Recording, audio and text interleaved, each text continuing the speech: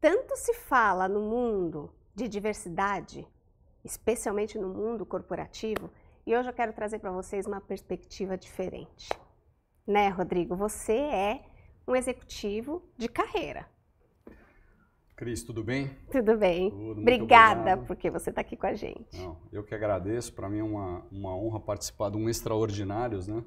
Se sentir um pouquinho extraordinário. Super extraordinário, o pessoal vai ver. Só alegria, mas é isso mesmo. Acho que eu estou com uns 25 anos de carreira aí corporativa.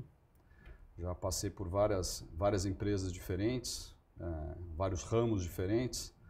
E vivendo essa vida louca, né? Que é essa vida corporativa, é uma máquina de moer carne, né? Vai moendo, quando você percebe, você está lá dentro, está sendo cozido, né? Exato. E por outro lado, crescendo muito, com muita expectativa, com muito aprendizado, né? Que é uma coisa muito bacana. Então é mais ou menos isso, né? Tem essa vida na corporação.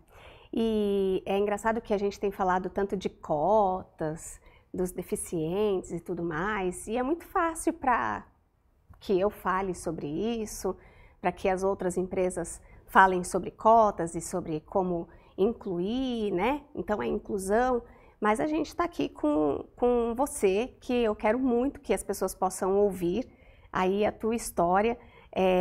Você tem uma baixa visão, não é isso? Exatamente. Eu tenho uma deficiência física, né? Acho que sou considerado um deficiente físico e com baixa visão. Ou seja, eu enxergo muito menos do que as pessoas normais, mas não sou totalmente cego, né? Então ainda tenho uma visão residual razoável que me permite fazer uma série de coisas. Eu não consigo dirigir, por exemplo, já faz 8 anos que eu não dirijo. Tá. Né, porque a minha visão, eu tenho uma doença, que é uma doença degenerativa na retina, tá. E é uma doença progressiva. Né, então, à medida que o tempo vai passando, as células na minha retina, que é o fundo do olho, elas vão se deteriorando e perdendo a capacidade de transmitir para o cérebro as imagens que a gente enxerga. Então, a visão vai caindo à medida que o tempo vai passando. Né, então, eu estou diagnosticado há mais ou menos 20 e poucos anos.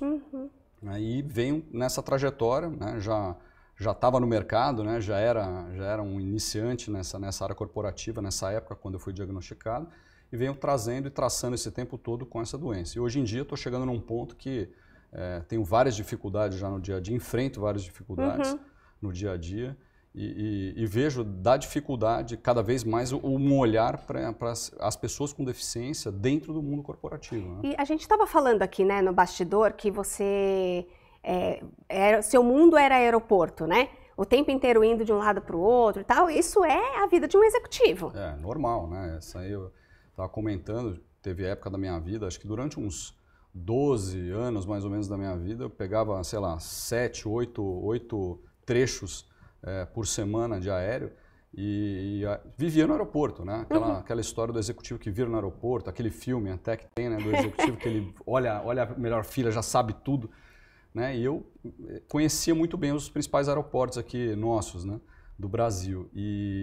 Só que hoje em dia eu estou com uma dificuldade muito grande. Então eu viajo naquele mesmo aeroporto que eu viajei a minha vida inteira, só que eu estou com uma dificuldade, eu tenho que chegar no mínimo 45 minutos antes do horário de qualquer pessoa normal para conseguir me achar o portão direitinho, né? E muitas vezes acaba, se está sem a bengala, as pessoas não percebem que você não está enxergando, né? Então você acaba esbarrando nas pessoas, as pessoas achando que você é mal educado, né? Às vezes você cruza com alguém, bate na pessoa, a pessoa acha que... Então tem muita dificuldade, eu tenho enfrentado muita dificuldade com isso. Esse daqui é só um dos pontos que a gente está trazendo, né? Mas assim, imagino que eu quero que você, se você puder contar um pouquinho de como você foi sentindo a receptividade das pessoas com quem você já trabalha com a evolução da tua doença. Sim, as pessoas, elas são muito solícitas e amigas. Eu acho que eu nunca passei por uma situação com colegas de trabalho que sabem, né, que da minha deficiência, da minha doença, nunca tive nenhum problema, pelo contrário. Né? Eu acho que as pessoas, quando elas sabem, né, que você tem isso, elas normalmente tendem a te ajudar. Tá. Né? Então é muito normal, por exemplo, outro ponto de executivo muito normal é almoço, né? Almoço de negócios e tal. Sim. E normalmente, às vezes, os restaurantes são muito escuros. Tá. Né? E eu tenho uma dificuldade muito grande. Um dos problemas da minha baixa visão é com pouca luz. Né? Aqui está muito bem iluminado, então estou te enxergando perfeitamente. Mas com pouca luz eu fico perdido. Então, às vezes, e com a troca de claro para o escuro, eu tenho muita dificuldade também. Então, Tá. o que acontece? Eu venho de fora do sol, entro num restaurante escuro, paro, Tá. não consigo me mexer. Normalmente as pessoas que já sabem, já estão comigo, já me ajudam, já me guiam, já me mostram, já perceberam que eu não estou enxergando alguma coisa. A moça do café que serve lá no escritório, que eu adoro ela já... Rodrigo, olha, o café está aqui do lado, eu acho que eu já derrubei uns 5 ou 6...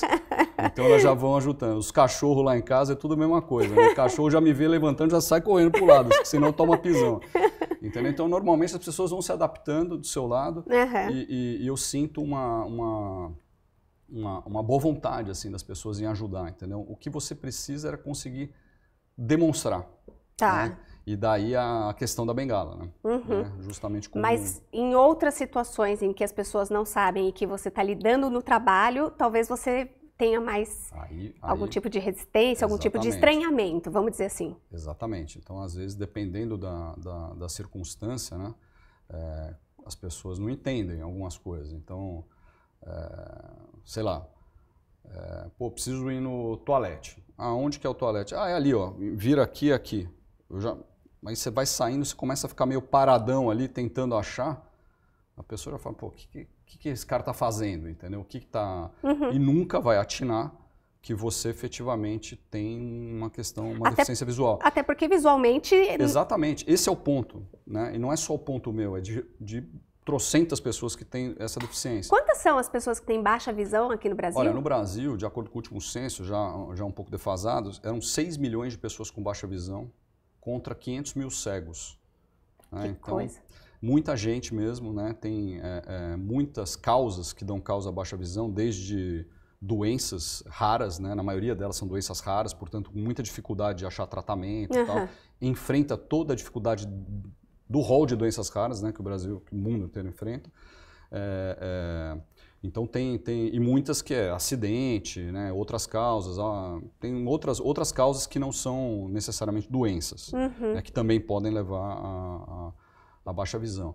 Mas é um mundo muito grande de pessoas que são pessoas que são praticamente desconhecidas da sociedade. Né? A sociedade não sabe, porque a pessoa aparentemente ela é normal, o olho dela mexe, né? Ela não tem um olho parado, porque ela tem um resíduo, então o olho vai procurando, acompanha. Sim. Né? Claro, às vezes, por exemplo, a gente tira fotografia, aí quando eu olho a foto, tá todo mundo olhando para lá e eu tô olhando para cá, entendeu? Por quê? Porque o rapaz, na hora de tirar a foto, estava com a câmera, estava num lugar mais escuro, eu não enxerguei onde ele estava. Todo mundo, vamos olhar a foto, vamos olhar, você olha a foto. Então, aí você percebe que tinha alguma coisa errada com aquela pessoa. Por que ele está olhando para cá? Entendeu? Todo mundo olhando ali, e um olhando com um olhar um pouco desviado. Então, mas no trato, é muito difícil de perceber. Tá. A não ser que a pessoa comece a esbarrar realmente nas coisas. Tá? E você tem uma condição diferente de outras pessoas, outras tantas pessoas, eu imagino. Porque você foi consolidando na sua carreira, ao mesmo tempo que você foi descobrindo e a sua doença foi evoluindo. Né? Sem dúvida nenhuma.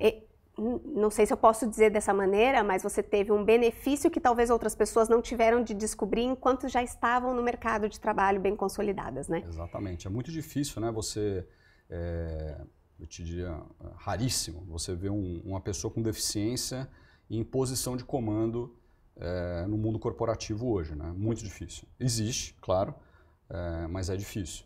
E exatamente por uma questão de acessibilidade. Acessibilidade no início, né? Ou seja, quando a pessoa precisa, né, de recursos para conseguir entregar. Né? A pessoa tem toda a capacidade para fazer, só que ela precisa de algum recurso diferente. Né? E isso que as empresas têm dificuldade de entender e prover. Né? É uma questão de um pouco de política pública, um pouco de conhecimento, né? Um pouco de vontade efetiva, né? Às vezes você percebe que não tem a vontade ali. E ainda tem uma questão, né, que eu passei por uma situação que eu me lembro, agora a gente está conversando e a gente está falando que as empresas... São inúmeras as coisas que as empresas precisam fazer, como você já trouxe.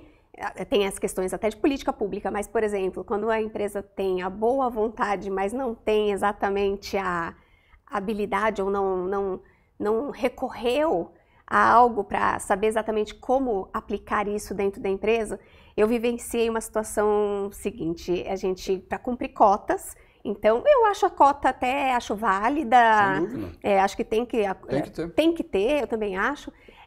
Então, a gente estava cumprindo as cotas e eu tinha no meu time uma pessoa que tinha um problema de visão, não sei especificar se era uma baixa visão, o que era exatamente, mas ela tinha um problema de visão, então ela precisava de um monitor grande e as letras grandes. E muitas vezes eu passava por ela e ela estava muito perto da tela, porque é assim que ela fazia para poder enxergar. De excelente competência, assim, uma menina incrível. Ela está, aliás, voando alto e fico feliz de saber. E um colega, um líder, mais alto que eu, pouco instruído, não imaginava, passou por ela e falou: não cola o rosto desse jeito na tela, isso vai fazer mal para sua visão. É ignorância, né? É ignorância, não foi maldade, não foi nada disso, mas as empresas precisam cuidar e é uma coisa muito difícil mesmo. Muito difícil. Mas tem uma outra coisa que a gente estava conversando aqui que eu queria muito que a gente falasse, porque você estava falando que o cego, ele usa a muleta, né? Então é mais fácil de você reconhecer. A pessoa que tem um problema de baixa visão, talvez ela tenha uma baixa visão e ela não vai necessariamente usar uma muleta. E a gente estava falando que essas pessoas estão sofrendo muito, as pessoas que têm baixa visão, certo? Exatamente. O que acontece, né? As pessoas com baixa visão, elas não nasceram assim, normalmente.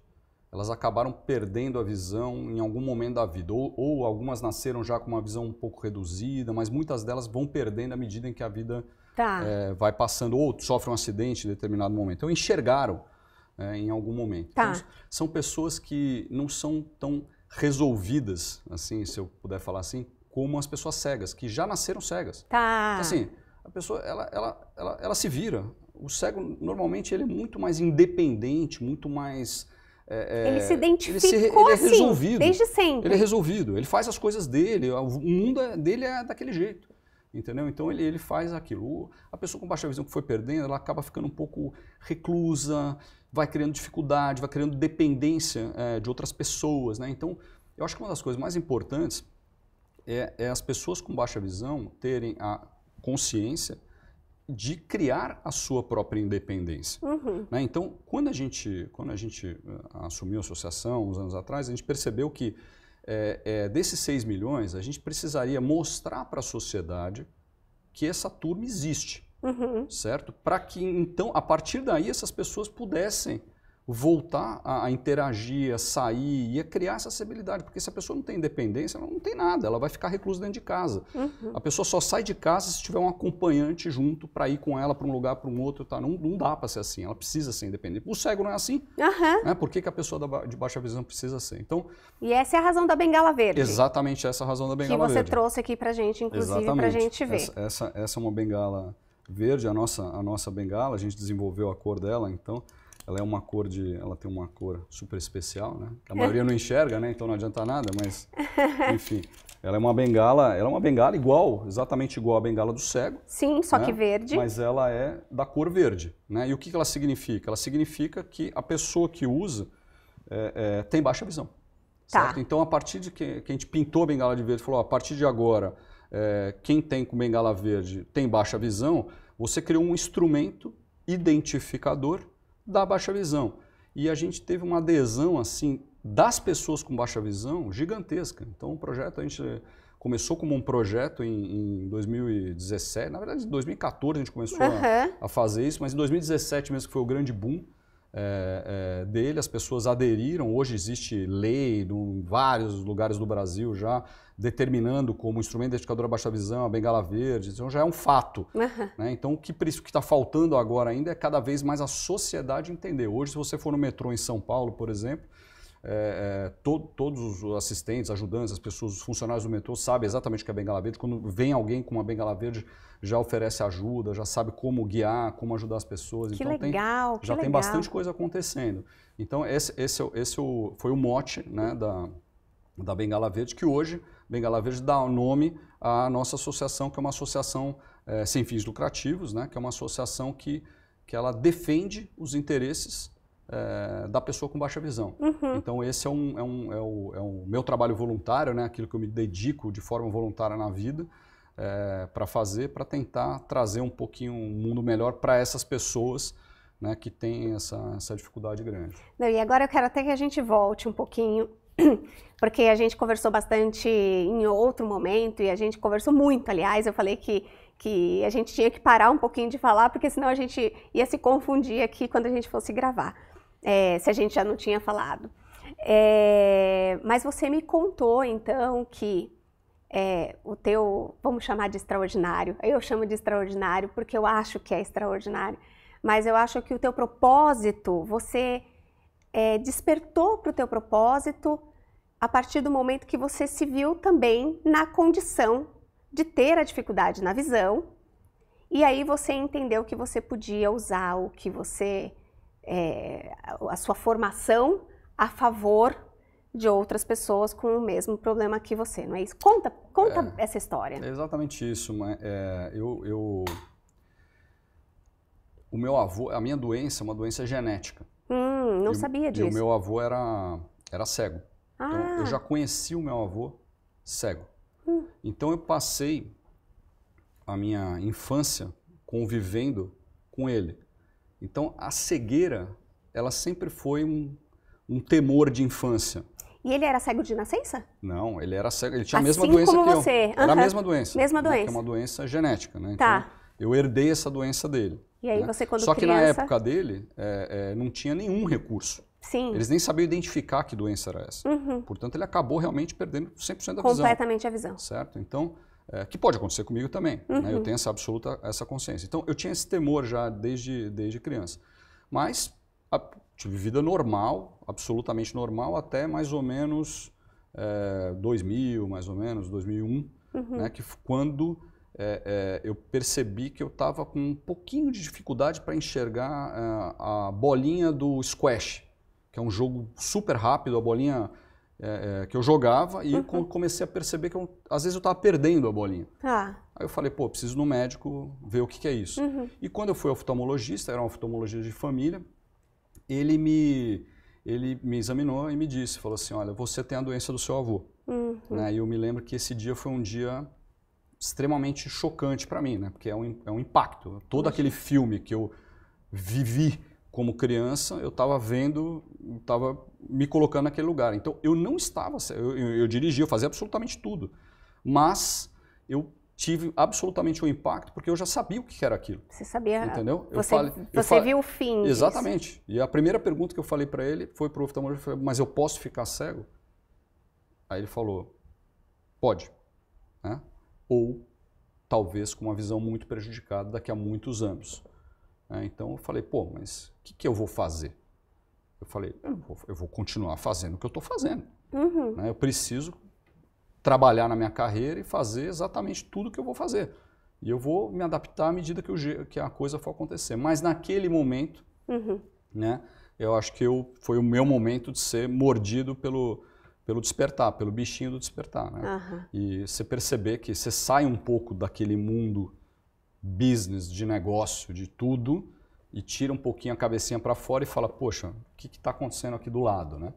E a partir dali, eu comecei a procurar algumas coisas. Né? Você sempre passa por uma fase inicial de negação, de revolta, de dificuldade, né? Mas depois que você supera essa primeira fase, eu acho que você começa a procurar iguais, né? Outras pessoas que também têm alguma coisa, e começa a tentar ver o que você pode ajudar. E assim que funcionou para mim. E eu comecei a me envolver com com essa associação especificamente, comecei a ajudar desde lá atrás, tal, até que foi vindo, né? A minha situação foi piorando devagarzinho, né? As coisas sempre devagar, também é uma vantagem, né? Porque você tem tempo para se adaptar.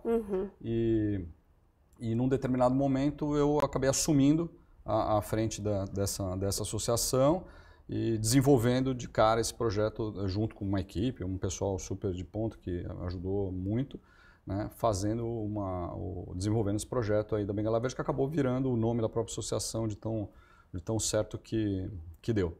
Mas é isso aí. Hoje eu percebo que isso, eu te diria que é o fator principal da minha vida. Olha, né? só. Claro que meu trabalho tem uma importância muito grande, né? E eu tenho muitas coisas comigo. Uma delas é esse processo, essa vontade de aprender, né? Esse processo de aprendizagem contínua da vida. Então eu jamais quero deixar de trabalhar, né? Claro. Sempre fazendo coisa, gerando, mas eu tenho certeza que dá para encaixar muita coisa daquilo que eu aprendi no mundo corporativo para o desenvolvimento da associação, que por trás dela você consegue ajudar muita pessoa, muita gente, entendeu? E quando a gente conversou no telefone, a gente tinha comentado que parece que ali foi aquela coisa de, puxa vida, então aquilo tudo que eu estava fazendo antes era para quê? Não era? Veio um momento de questionamento, não veio para você? Esse o executivo é sempre assim, né? Eu acho que o executivo ele tem esse momento, né? Chega uma hora que ele olha e fala, mas espera um pouquinho, o que eu estou construindo, né? A não ser resultado, lucro e coisa para quem? O que nós estamos fazendo aqui, né? Para que eu vim para cá? Nesse mundo, né?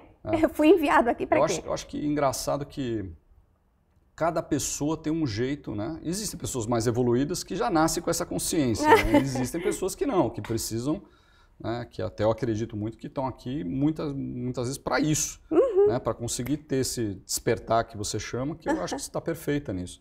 Então elas cada um tem o seu momento, o seu time, o seu motivo, né?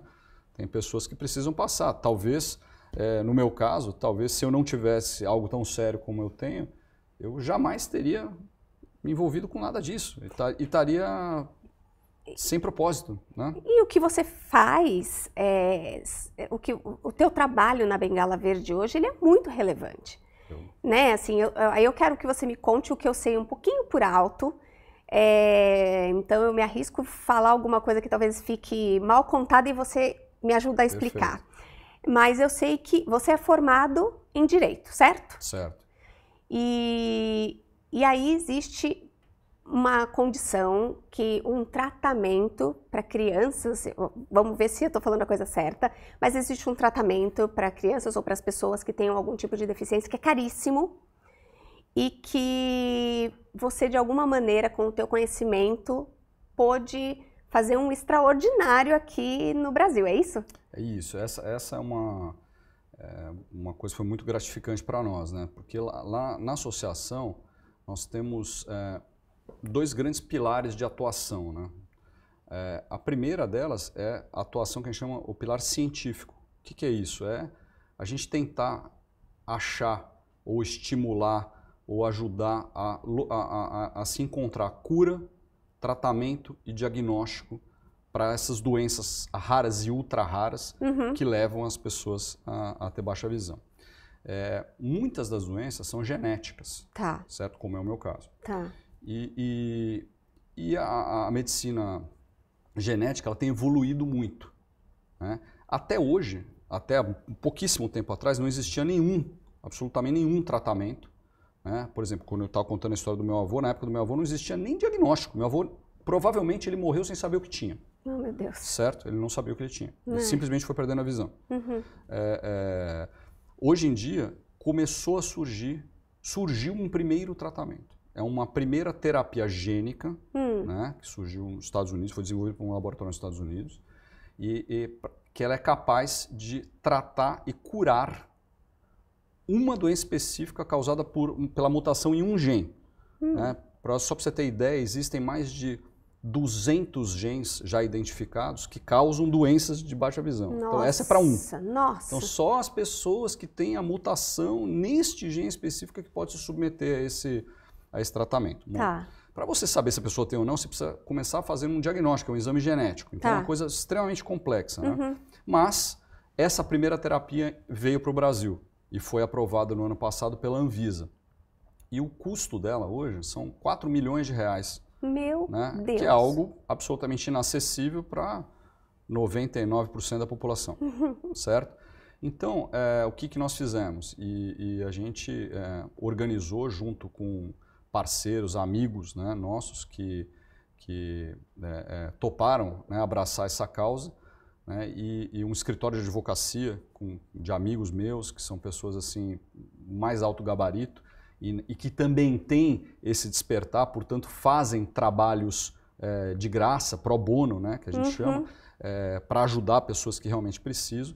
Então a gente judicializou esse tema. Tá. Então o tema foi judicializado e no ano passado a gente conseguiu ganhar uma dessas ações e fazer uma primeira cirurgia, que é um primeiro tratamento que foi feito na América Latina. Então, foi a primeira cirurgia da América Latina inteira que foi feita aqui em São Paulo. Olha! Para uma menina, né? Criança? Não, ela tem 30 e pouquinhos tá. anos, né?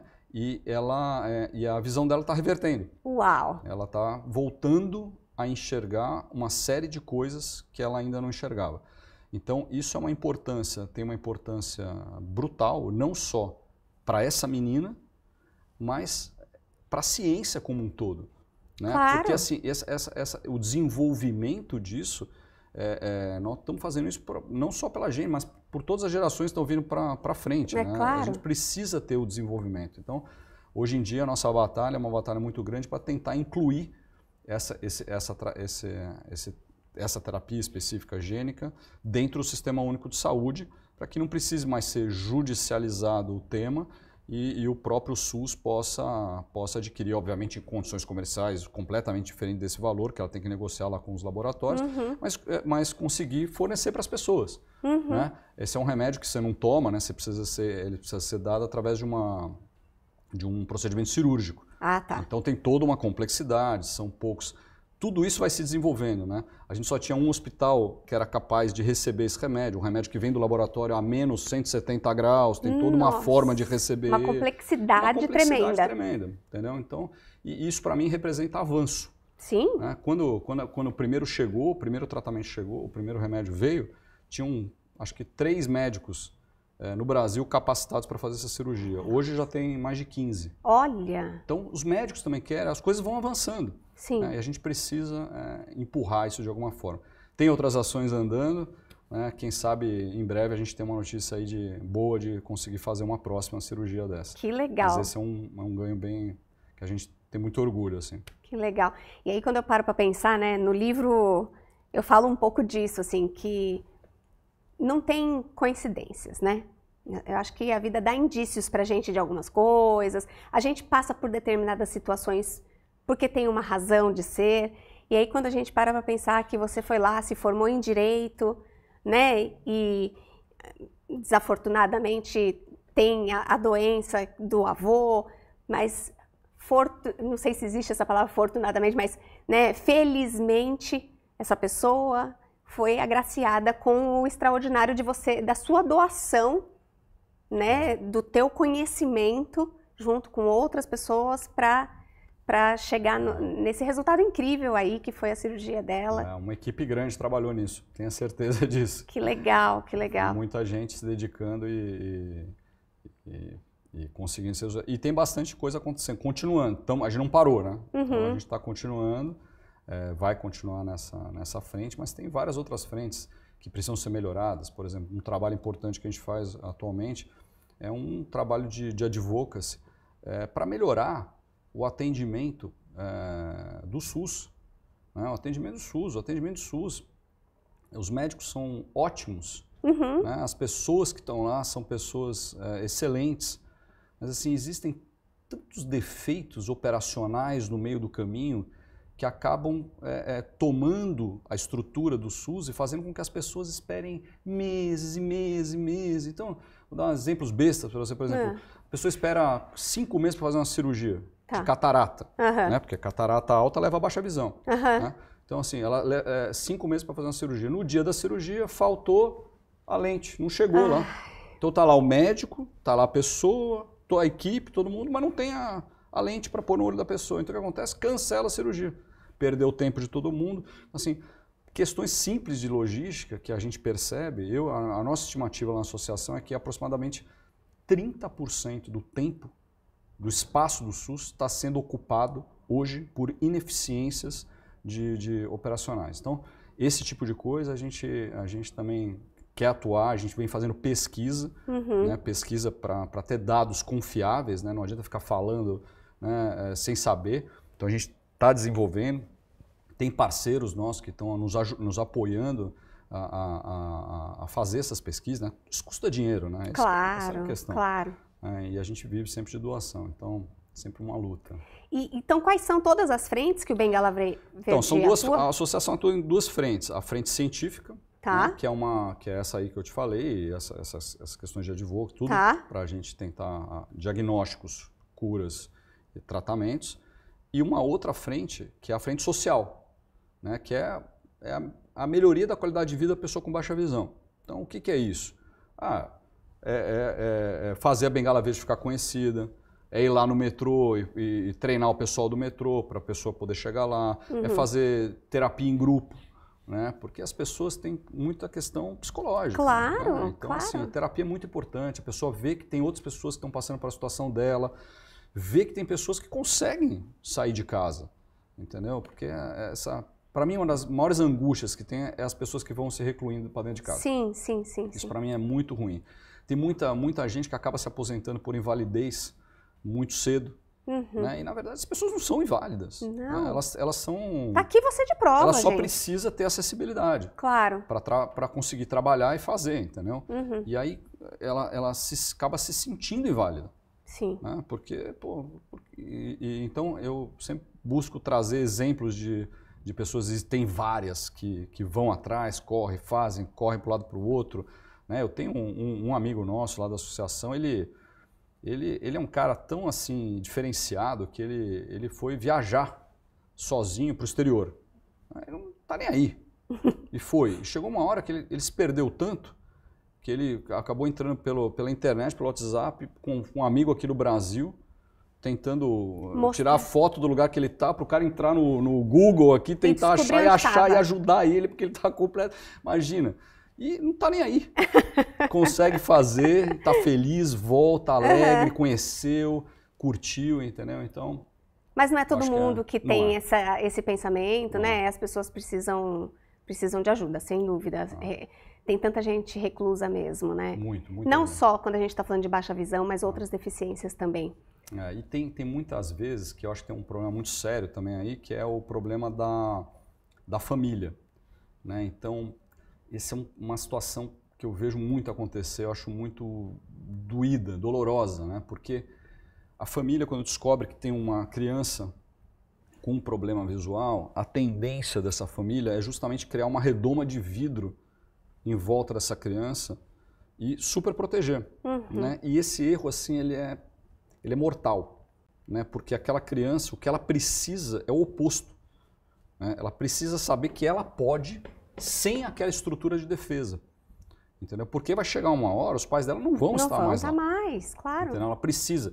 Então, por exemplo, eu vou te dar um exemplo aqui. Uma vez eu estava com uma mãe no telefone, que assim apertou meu coração esse dia, que ela estava falando comigo da filha e tal, e a gente discutindo sobre a possibilidade justamente da ação judicial, né, para tentar o remédio. A filha dela é diagnosticada com esse gene. Ah, tá.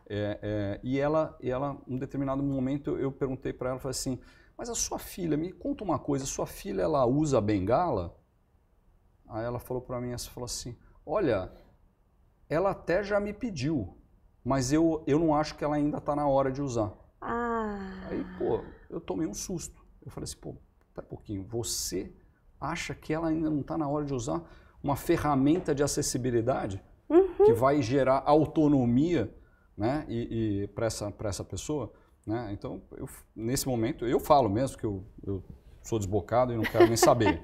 Então eu falei para ela, olha, você vai me desculpar o que eu vou te falar, mas eu acho que muito mais do que o tratamento, né, que é bom e nós vamos correr atrás, muito mais do que isso, você precisa da acessibilidade. Né? Então, para mim, para a sua filha. Claro. Eu acho que a acessibilidade, para mim, é uma palavra-chave, né, para a pessoa integrar, e aí voltando o link para o mundo corporativo. Né? Ela voltar e conseguir se integrar. Então, o exemplo que você deu do monitor maior, ou às vezes é um monitor com contraste. No meu caso, eu preciso de um monitor menor, né? Porque eu tenho um problema que a minha visão, a visão periférica, ela vai fechando. Entendeu? Então eu não consigo ir no cinema, porque eu fico perdido na tela olhando assim, uma tela muito grande. Então assim, a tela do celular, do iPad é muito melhor, porque é uma tela menor, mais concentrada. Entendi. Né? Então não adianta eu ter um monitor muito grande, eu tenho que ter uma coisa. Mas às vezes um monitor menor, cada baixa visão tem a sua peculiaridade. Sim. Né? Então quem que tem que saber como fazer? É a própria pessoa. O que a empresa tem que dar é a ferramenta, né? É o ferramental. Né? E, obviamente, tomar alguns cuidados básicos, né? Por exemplo, coisas básicas como os pisos táteis, esse tipo de coisa, que vira e mexe, eu ando na rua, eu vejo um piso tátil terminando numa árvore, terminando num canteiro, sabe essas coisas? Meu Deus. Ou às vezes inverte, né, o piso, né, a bolinha com a parte de correr. Então, são coisas que vão... Tem muita coisa para fazer. Mexida, né? E tudo isso eu chamo de parte social, entendeu? Na pandemia, a gente chegou a distribuir cesta básica de alimento para o pessoal que estava passando fome, assim, precisando de alimento. São coisas muito que tocam a gente, né? Eu fiz assim, pegando um gancho aqui, teve um momento que a gente fez acho que foi o maior evento de deficiência visual de São Paulo, que foi feita uma doação de bengala verde, uma mini passeata de deficientes visuais de baixa visão na Avenida Paulista, em São Paulo, né, uns anos atrás. E naquele momento nós doamos muitas bengalas, né? E eu fiquei muito tocado de receber várias pessoas que vieram falar comigo para me agradecer e falar que eu tinha mudado a vida dela porque ela tinha recebido aquela bengala, né? E aquilo assim é uma coisa... E ao mesmo tempo você está naquele contraste do mundo executivo Faria Lima, né?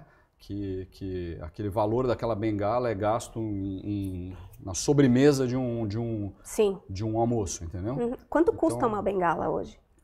Ela está na altura de R$200, um pouquinho menos, 180, 190, não sei exatamente o preço, mas é por aí. R$200 mais ou menos aí os últimos. Né? Era 180, teve agora aumentou tudo, né? Tá uma loucura. Então deve ter tido um aumentinho, mas é mais ou menos isso. E a Bengala Verde vive de doação, de voluntariado? 100% voluntário, são pouquíssimas pessoas. O trabalho voluntário é um trabalho muito difícil, né? A pessoa realmente tem que querer.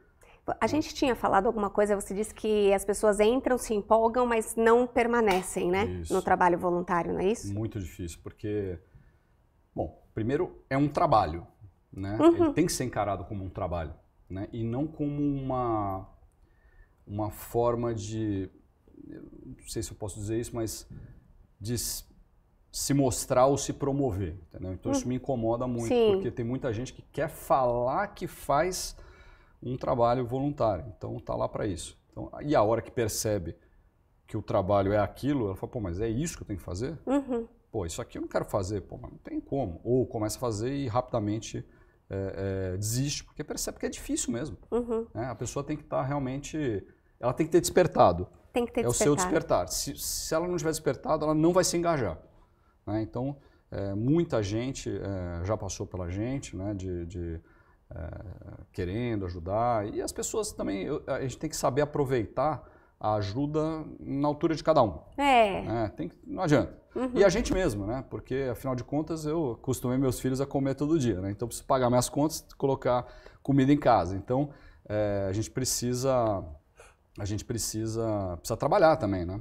E ganhar dinheiro. Então, e de alguma forma sustentar a casa. Então, o tempo que você tem para dedicar, eu adoraria aumentar muito mais o tempo que eu tenho para dedicar para a ONG do que eu tenho hoje. Só que, infelizmente, eu não tenho condição ainda espero que tenha um dia para fazer isso com um pouco mais de tranquilidade. Né? Sem dúvida.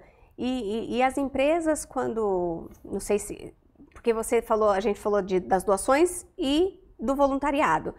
Essas doações vêm de empresas normalmente? Como é que... Boa pergunta. A maioria das doações que nós temos são de pessoas físicas. É mesmo? Infelizmente. Tá? A gente ainda tem muita dificuldade de acessar empresas. Tá. Né? E no Brasil, a cultura da doação, esse mercado, né, se eu posso falar em business aqui, esse mercado desse terceiro setor de doação, ele é um mercado ainda incipiente. Né, incipiente. Se comparar, eu tive a oportunidade de morar no exterior, e num país onde o mercado é extremamente desenvolvido. Então você vê um negócio organizado, as pessoas doam as coisas, todo mundo doa. Entendeu? E não é que o brasileiro não quer doar. No começo eu pensei, falei, pô, o brasileiro doa menos e tal. Mas não é isso. O brasileiro desconfia para quem ele está doando. Entendeu? Porque ele acha que ele vai doar e o cara vai desviar o dinheiro. Né? Porque o brasileiro é assim. Por quê? Porque a gente vê a corrupção na nossa frente, então a gente tem essa dificuldade de doar. Então, o que acontece? Existem algumas entidades que são tidas como sérias, né? Que são sérias, obviamente, conhecidas. Mas são mais reconhecidas. São reconhecidas como sérias, né? Então, que acabam recebendo volumes gigantescos de doação. Né? Não que seja ruim, é excelente isso, maravilhoso. Mas a gente precisa conseguir criar, né, essa imagem das empresas menores, né? E para a gente criar isso, a gente precisa se profissionalizar. Eu não consegui profissionalizar ainda a Bengala Verde. Ela não está profissionalizada. Ela ainda é amadora. Né? A gente vai fazendo do jeito que dá. Né? Mas tem que ser profissionalizada. Por quê? Porque aí vai passando cada vez mais credibilidade às pessoas. Pô, aqueles caras são sérios. Né?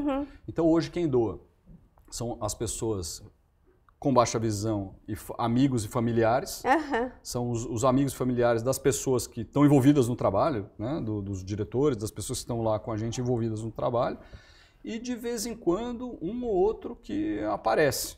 Né? Agora, tem alguma empresa? Tem empresa. E tem empresa específica? Uma empresa de tecnologia nos ajudaria muito em X situação. Tem alguma coisa assim que você já identifica?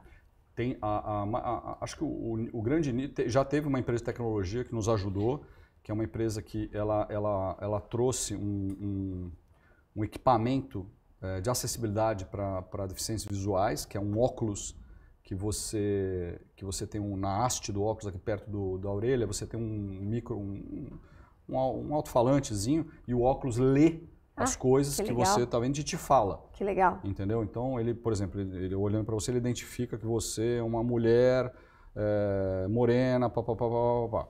Entendeu?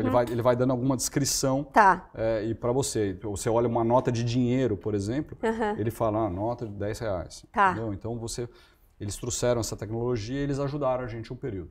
Outras empresas que normalmente nos ajudam são as farmas. Né? Que são as empresas que desenvolvem drogas, né? Remédios para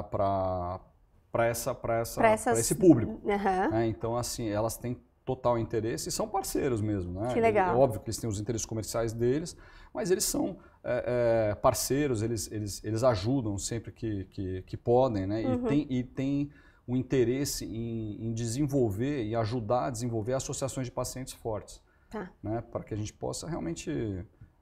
tem empresa que tem um viés interessante, entendeu? Tem empresas que são ponta firme assim, nesse tipo de approach. Né? Ele tem áreas dedicadas da companhia, mas eu tenho segurança que se a gente for para outras empresas que não tem nada a ver com baixa visão, elas podem, por exemplo, sei lá, pegar um banco ou uma empresa de bebida, uma empresa de varejo, qualquer coisa.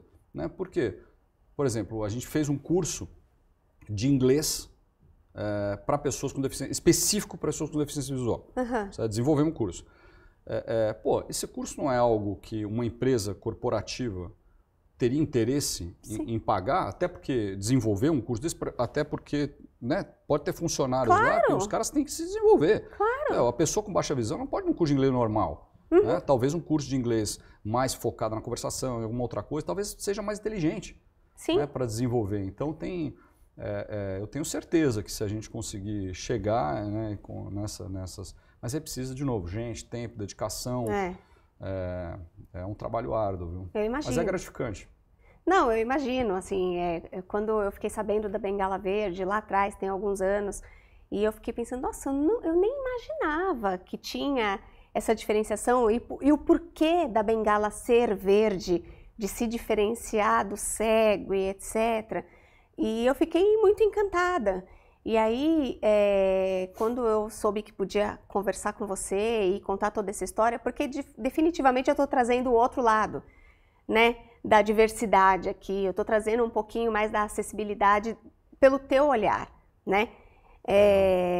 Porque é fácil para a gente que está dentro da empresa falar, não, a gente precisa, vamos lá, vamos ver as cotas e etc. Tá bom, mas escuta agora um pouquinho aqui essa história, né? Escuta porque eu acho que isso é importante para que as empresas aprendam e possam fazer ainda melhor, porque as empresas têm boas intenções. Elas têm. E estão dedicando verba a isso, né? Exato. Então, assim, ela pode ter, às vezes, um approach só um pouquinho diferente. Em vez de um mero preenchimento de cotas, né? Talvez aplicar um pouquinho mais na acessibilidade, na formação, nas oportunidades para essas pessoas, porque, com certeza, tem muita gente brilhante nesse meio. Entendeu? Tem muita gente brilhante. Muita gente que tem uma capacidade extraordinária. E não é a falta de visão que vai impedir essa pessoa de desenvolver essa capacidade, a não ser que o entorno não permita. Sim. Né? Que é o problema que nasce na família, às vezes, né? E vai levando para o mundo inteiro. Então a pessoa ela vai crescendo com aquilo na cabeça. Pô, eu não posso, eu sou menos. Não, você não é menos. Você simplesmente tem uma deficiência. Né? Mas você não é menos. Né? Você tem a sua capacidade. É claro. Um monte de trabalho. Claro, você vai ser piloto de avião? Não dá. Não, mas a capacidade cognitiva é exatamente a mesma que a nossa. Exatamente. Né? Tem uma série de trabalhos que você pode fazer de uma forma extraordinária. Né? Contando, escrevendo. Né? Exato. Você não precisa escrever, mas você pode ditar um livro. Você pode digitar. Eu morro de vontade de escrever um livro.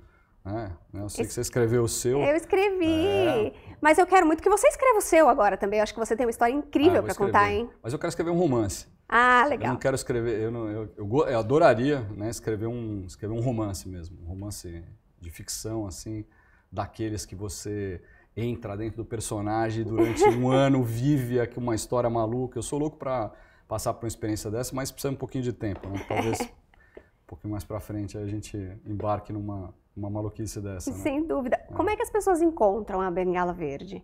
Olha, tem um site nosso, né, que é o www.bengalaverde.org.br. Tem o Facebook, que o Facebook é bem mais ativo que o site. Tá. Né? Tem Instagram Tem também. Instagram. Tem YouTube. Tem o YouTube. Tá bom. E tem as pessoas acessam. E todos os lugares têm os WhatsApps que a gente tem. Então, quando a pessoa quer realmente participar de um grupo um pouquinho mais junto, a gente coloca dentro dos grupos de informação via WhatsApp, que aí a gente fala muito detalhe de um monte de coisa que está acontecendo, né, dá mais informação, a gente dá informação de outras associações que são amigas, que trabalham junto com a gente, que a gente, né, troca apoio.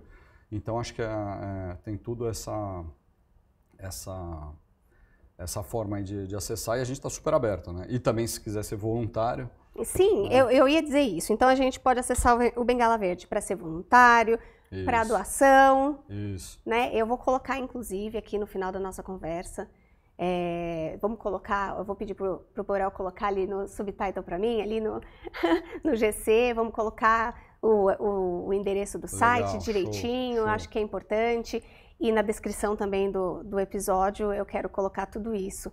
Rodrigo, eu quero te agradecer demais pela tua presença aqui, pela tua disponibilidade, por dividir essa história linda com a gente. Eu que agradeço. Eu acho que você está nesse mundo fazendo uma grande diferença. E que honra minha poder contar essa história aqui no Extraordinários 4.0. Acho que... Obrigado. Para mim, a honra é minha, né? Porque você ser chamado de extraordinário é uma coisa extraordinária. Então, eu fico muito feliz mesmo, de verdade. Que legal. Estou feliz também. Espero que eu possa ajudar aqui pelo canal. Gente, por favor, então... Com certeza. Vamos divulgar nos nossos e-mails também. Nas nossas redes sociais, etc. Acessem lá. É isso aí. Por favor, fiquem atentos. Doem, empresas, serviço... tempo, seja lá o que for, né? Isso aí. Eu acho que tem bastante gente, o Rodrigo trouxe um número expressivo de pessoas aqui que precisam desse tipo de ajuda. Então eu quero te agradecer mais uma vez.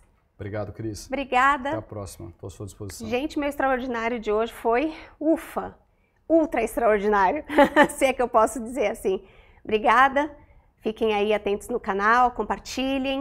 Especialmente esse episódio de hoje é muito importante que vocês compartilhem. Semana que vem tem mais. Até mais. Obrigada.